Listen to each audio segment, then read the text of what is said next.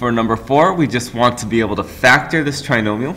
And if you recall what the word factor means, it just means if I want to write two things being multiplied, right? We're just seeing what are the two things that if I multiply them out, it gives me this.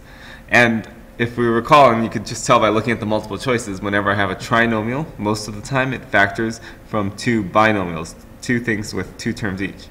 So the way we do this is we undo FOIL just by looking at the first and the last.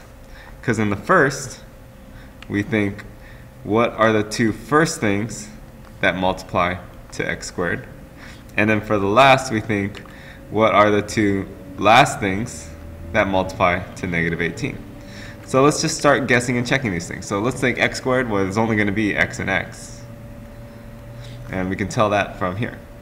And to multiply to negative 18, well, let's see. It's probably going to be 2 and 9 since I see all the 2 and 9s here, so I'll put those in first.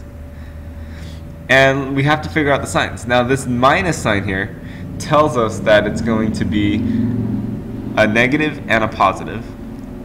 And also I'm getting a little hint from here that my middle number is negative.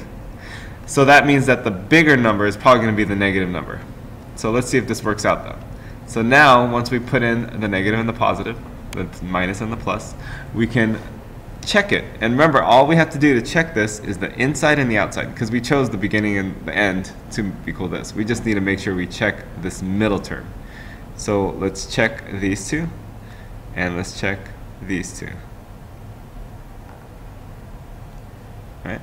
So if I check these two, I have positive 2x, and then I check the outside, right? So we have the inside, the outside. So negative 9 and x, so that's negative 9x.